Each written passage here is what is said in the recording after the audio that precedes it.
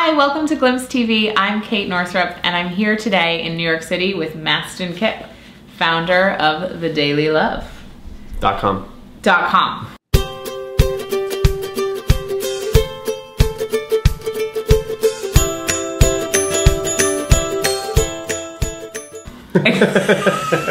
Exactly.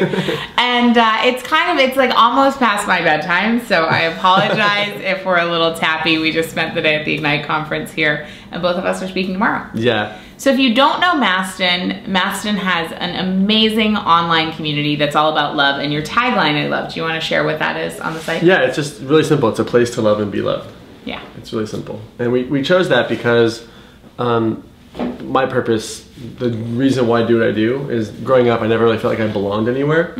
And the thing that's been the most healing for me, like there's juicing and there's mantras and there's meditation and all that stuff, but the thing that has been most healing for me is a sense of community and I feel like I belong somewhere. And so one of the intentions with the Daily Love is that I want it to be a place where people feel like they belong, and just with that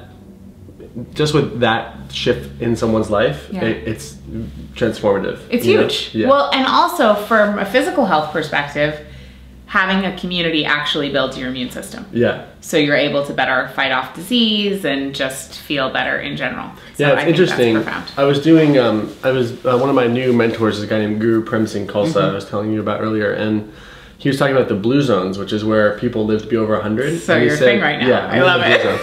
And he said there's a lot of things they have in common, but one of them is that the elders live amongst a sense of family or community, and their wisdom is respected. Yeah. And so when I really took from that, like, wow, like when someone expresses their voice and then gets like some type of positive or empowering feedback, it's literally propelling them to better health and to better lifestyle. Exactly. It's really amazing. It really is amazing. And what's amazing about what you've created is you really created it from scratch. Yeah. There wasn't any particular reason. I mean, you're an amazing person, but there wasn't any particular reason that like you out of anybody else would create this thing. There wasn't some special thing. So can you tell you the story if people haven't heard it before? Sure. I'll give you sort of the Cliff's Notes. So we could be here for a while. Yeah. But I was a former music manager in Hollywood.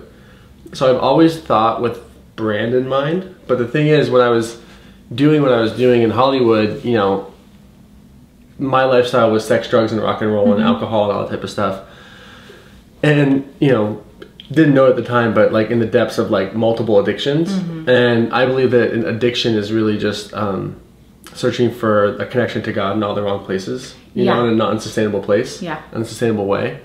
And so when I came out of the music business, I felt so just unfulfilled that I started down the self-help path. And I remember the very first self-help book I read.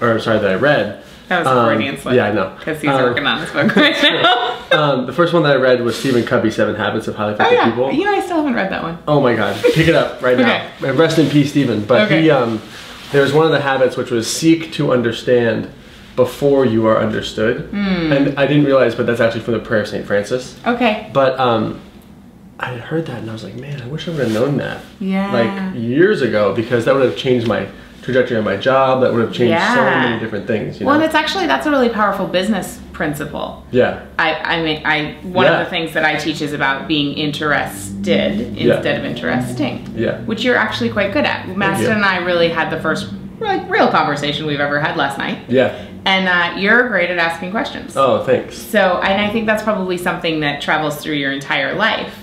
So who are some of the people that you've loved the inquiry of their work and that you're influenced by? There's a lot, but I'd have to say Joseph Campbell. I'd have to say Carl Jung. I'd have to say George Lucas. I'd have to say Steven Spielberg, Tony Robbins, Oprah, obviously. I mean, her work is unbelievable. She really is.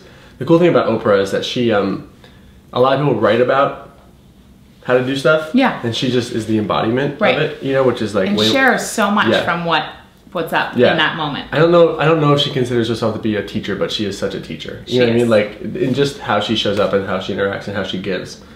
So yeah, I mean, Wayne Dyer, The Power of Intention changed my life. Carolyn Mace was like my spiritual midwife for a long time. Like she really was the Which one of her books in particular? It actually wasn't a book. Okay. It was an audio program she released called Energy Anatomy. Okay. That's just like really intense diagnosis of like the different chakras of the body and like why they're there and like what their issues are. Right. And when I came across it, I kind of was going through an existential crisis.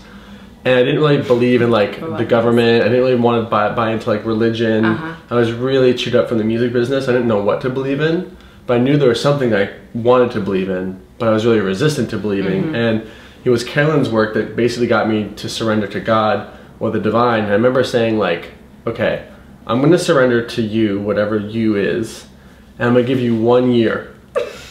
And if so God had a time limit. I'm like, if my life is not better in 1 year, I'm back to self-will. Okay. And it just got better and better and better and better and better. And then it's continued. But it also got worse and worse and worse in many ways too. Because I think Carolyn Mays talks about how like when you start to like unplug from the things that hold your power, those things begin to crumble in your life. Absolutely. And so like for the first few years, like even 5 years maybe of like the spiritual path that I chose to be on and sort of incited in my life, there was a lot of crumbling, and there's still crumbling, but it's different types of crumbling now. It's like the highs are higher and the lows are higher, you know? And when you're like just getting started, like your foundation is cracked. Yeah. So, but what was cool about that is that even in the middle of the foundation cracking, when like relationships are falling apart, business partners are falling apart, there was a time in my life where I felt like money literally was just running away from me no matter what I could do.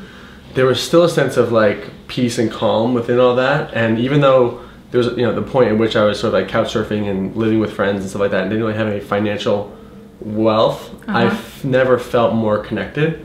So even though maybe on the outside for a while it didn't seem like my life was better, internally it was better. Right. Well, and I think that when those things are stripped away, you can find what's real. Yeah, exactly. Yeah. So for you, so I really love the chakra system as well, and I use that a lot in my life. Is there any in particular, like a chakra you're working on right now in your life? Yes. Either health-wise or... Right here. It's all about the heart for me right now. Which is interesting because we sort of stumbled upon a process that I sort of just loosely call heart therapy, where you can literally talk to your heart, which is really interesting. And I've had amazing results with my one-on-one clients and now seminar clients.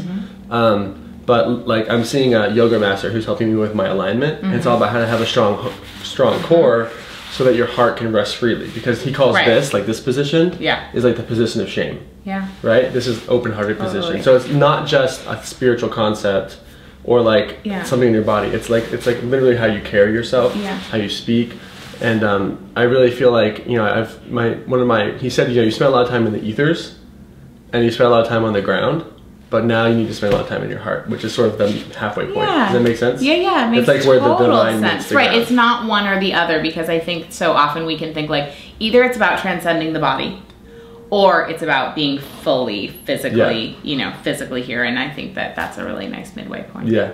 So, and what's interesting is I've found that you literally, when you talk to your heart, it talks back. And people... Like when you say that, are you actually hearing words, or can you give me like what the actual experience of that is? This sounds kind of woo-woo, but it's not. GlimpseTV is a little woo-woo. I know, but so it's not woo-woo, okay? Let me back up. So Joseph Campbell, who's one of my big mentors, said that his big quote, it's like an ankle tattoo now, which is sort of a shame, but because it's kind of a cliche, but he said, follow your bliss, right? Yeah. So I started to inquire around, well, what is bliss? Because like you gotta really nail down what that is. So you can follow it. So yeah, because like I don't want to follow hedonism. I don't want to follow like sugar addiction, like, which could be a short-term bliss. Exactly. So I saw him say that, he said, the journey is for the heart to usher the mind into the zone of revelation, is what he said. The heart must usher the mind into the zone of revelation. And I thought like, wow, that's poetic, but what does that mean? Yeah, you know? I know, I'm trying to do that one right now. And so anyway, I rewatched The Power of Myth every year, which is his thing, and not because it's different, but because I'm different. And he was talking about Star Wars and how literally like the dark side is just the mind. And it's not that there's anything wrong with it, because it can build and do all these beautiful things, but it's not wise, it's intelligent. There's a difference between wisdom and intelligence. He said wisdom lies from here down. Yeah. So about 2 weeks later, I was interviewing Lissa Rankin for the Daily Love Extravaganza, and she starts talking about how there's new science out that says you can talk to your body and it will talk back to you. I was thinking to myself, wow, that's pretty amazing. And my mom, who has a broken back, has been doing that her whole life. I thought she was kind of crazy, but I'm realizing that she's just super smart trendsetter. You know, she's been doing it for 30 years. Amazing. So you could call her the very front line of the bell curve on that one. Talk about early adopter. So, so I was like, well, what if you could, if the heart must usher the mind into the zone of revelation, you can talk to your heart. Maybe that's what Campbell was talking about. So I just started doing it with my clients and letting them know, like, do you want to be my research subjects on this? And the results, people have quit their jobs, people have moved, people have gone, like one man took back his, just from 1 half-hour session, decided and took back his wife from infidelity. Like people get calm, more centered. There's so much crying and reconnection that happens when you talk to it, just by asking it a few simple questions, that it's like ridiculously powerful. So it's a very real experience. And so what people tend to feel is when you focus on it, there's either a feeling sensation of like it's talking to you in a non-verbal way, or there is a voice. It's different for, and some people maybe don't feel it here, they feel it here, they feel it down here, they feel it over. So it doesn't have to necessarily be right here, but they feel it in this area.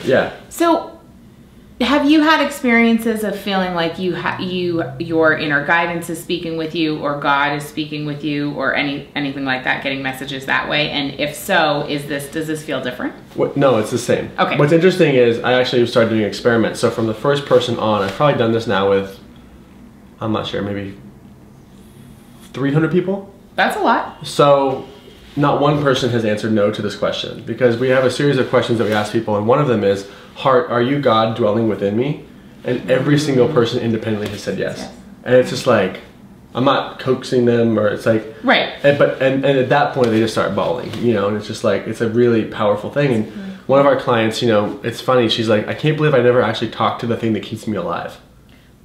You know what I mean? Like it's right here. It's so close. You know? So well, the things we take for granted every day. You know? And so can you share with us the questions that you would ask, or is it too complicated? No, it's fine. It's actually really simple. So so just place your hands over your heart.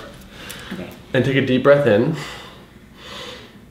And then just exhale. And then all you have to do is, it's really easy, it's really simple. And try not to judge what comes up, and try not to if there's mind chatter, just notice that, but just pay attention to how you feel around your hand area. And all you have to do is ask out loud, repeat after me, just say, heart, show me where you are. Show me where you are.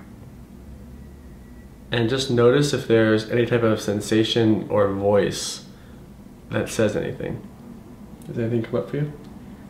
Well, I could just feel my heart so much more intensely. Yes. Like beating, like, hey. Okay, cool. Here. So let's just you want to try an experiment? Yeah. Okay, impromptu. So just stay focused on where that sensation is. And then I'm going to say a question, and then say the question out loud. And then if you could repeat or verbalize the answer that you get, that would be great too. Okay. Okay, so I'm going to direct a conversation within you. Okay. Okay? So, heart, will you ever lie to me? Heart, will you ever lie to me? No. Heart, will you always tell me the truth? Heart, will you always tell me the truth? Yes. Heart, have I always followed you? Heart, have I always followed you? No. When you hear that, what does it feel like? It feels really sad. Yeah. Heart, why do I feel sad right now? Heart, why do I feel sad right now? Because sometimes I've betrayed my heart. Heart, can you forgive me for not always following you? Heart, can you forgive me for not always following you? Yes, and the beating got like more intense in that moment, yeah. Heart, can you help me forgive myself for not always following you? Heart, can you help me forgive myself for not always following you? Yeah, the beating like it's like bounces into my hand. So, one last question. Heart, now I've answered this question already, so I've planted the answer, but just since curious what the experience is for you. Heart, is it possible that you are God dwelling within me? Heart, is it possible that you are God dwelling within me? Yeah. So just open your eyes. So on that last question, so ever since I was a little girl, I've gotten this crazy thing when I meditate sometimes. I get this really weird thing where like suddenly everything in my body is really big and really small at the same time, and it goes in this, I don't know if you've ever had this, but it's like eyes, and if I think about my nose, it gets really big and all this stuff. So that happened on the last question. That's awesome. So what's interesting is you can literally have a conversation about whatever you want, like just anything. And it's interesting because the heart answers in very simple terms: yes, no, stop. You know, very simple. It's not like complicated. Right. The mind is very complicated. So what's interesting is you can start to ask the heart, like, heart, what should I do in my relationship? Yeah. Heart, what should I do with my job? And it will always give you the right answer. What will happen though is that if you start doubting or you start feeling fear, say, heart, is that you speaking or my mind speaking? And you'll get back into it. Because the mind loves to catch back into it. Oh, totally, yeah. So we've been doing this with like amazing results, because the cool thing is, like what I'm doing, like with like neuro-linguistic programming or Ericksonian hypnosis or any type of therapy, it's other helping someone, and it's almost like you become dependent on the other person for transformation. This is self-inquiry, and it's free. So it's not like you have to. It's available always. It's always there. Like, and so what's interesting is when you do this, people, their anxiety calms down. Things get less. Things just kind of become, and it's like instantaneous. And people think that you have to meditate like a perfect yogi for 40 years to silence the mind. All you have to do is have a conversation. Well, and what's cool about that is it gives the mind something to do. Which I feel like we also have to honor the mind and say like, okay, great, so you're part of this too. Here's your part. And then we can really be listening. That's right. And see, the thing is, the heart, it's like the thing, you can't be all heart. You need your mind. But the thing is, the mind will help you figure out how to do what the heart wants. But if it's the other way around, you're going to be all messed up. That's beautiful. And so what's interesting is that, you know, if you're there, like any question that you have, you can ask it and it will give you an answer. And it will give you a very strong answer. And the goal, because remember, Campbell said, the heart must usher the mind into the zone of revelation, which means this thing is going to tell you stuff that's going to freak this thing out. And so going through the experience of actually applying what you come up with is the spiritual journey. So, so that's been my whole trip lately. That's for sure. I love that. Thank you so much for doing that with me. I'm really grateful for that. We could have gone deeper, but we're on camera, No, I could feel that. I was like, okay. Another time. And for sure, I'm taking a rain check on that. So what are you doing in your life that you're afraid of that you're doing anyway? That's a great question. I think for me right now, you know, we were talking about this yesterday. You know, the Daily Love was a hobby, and I had no idea how to monetize. And then B School came around, and Brendan Burchard's Experts Academy came around, and I was learning how to monetize things. And what's amazing is that I've never had more money in my bank account, and it's really crazy. Well, it's exciting, but there's a part of me, because there was a point in my life where literally everything I did, money just left. And so there's this fear of like it's just going to spontaneously, like my bank account will spontaneously combust, you know. And so what I'm doing is I'm investing in, like, we're doing retreats now. We're setting up, you know, a lot of our partnerships are sort of being renegotiated or dissolving, and we're taking on most of the stuff by ourselves, like productions of telecourses and seminars and all that type of stuff. And it's really scary because I've up until now relied on a lot of different partners to do like tech stuff for me. But we're not. It's all in one house now. And it's really, really scary. But what's interesting is when we launched our first retreat to Maui, we sold it out in like a couple weeks just from my personal Twitter account, which is like really unbelievable. It was like, it was so, and what was the most amazing was selling it out and then like seeing how quickly people would invest in themselves and then seeing that money go into the bank account was like, because there was a period right before that, it was probably like a month or two, I was like, I don't know what's gonna happen financially. Like we have so much uncertainty because like the partner that we had fell apart and I don't really know how to do this myself and I don't know. And it was almost like I set it up and it was done. And it was like, oh, I forgot to trust you again. You know? Well, because we'll forget how many more millions of times in our life. Right? I mean, that's just the way it is. Like, we're all human beings. And we're all just kind of like bumbling around down here. It's true. But it's just, congratulations. It's exciting. That's huge. But continuing to do those investments. Because there's a part of me that just wants to like, take what I have and stop and just hold on to this, but I know that I can't do that because it's restricting the flow. It blocks the flow. You know? So it's just like continuing to reinvest. It's just like, whew. Scary. Yeah, it's very scary to grow. As a business, as a person. Right? And I don't think I'm afraid of letting my light shine. I think I'm afraid of just it all spontaneously combusting. Which I know, it was interesting, I was talking to Louise about this, Louise Hay, and about my financial insecurities maybe about 9 months ago. And she looked at me and she said, now Mastin, you and I both know that will never happen. When I was talking about going without, you know? And ever since she said that, it's been like this mantra like stuck in my head that's helping me make decisions. Beautiful. In the spite of fear. Because people talk about fear and how it's bad. I think if you're growing, you're going to be afraid.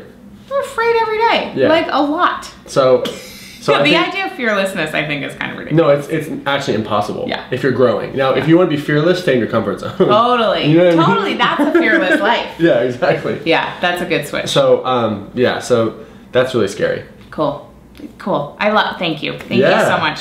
So if you like what Mastin's been talking about, please visit thedailylove.com. He writes a daily blog. That's right. And he is very, what's the word that starts with a P? Prolific. Oh, thank you. I can't wait to read your book. I wish I would have called it the Weekly Love. Shit. Now you have a branding issue. But anyway, if you like this video, please like it below. Share it with somebody who you know needs a little love in their life. And please subscribe at katenorthrup.com. And thank you so much for coming on my show. I really appreciate it. My pleasure. Love you. I love you too. Thank you.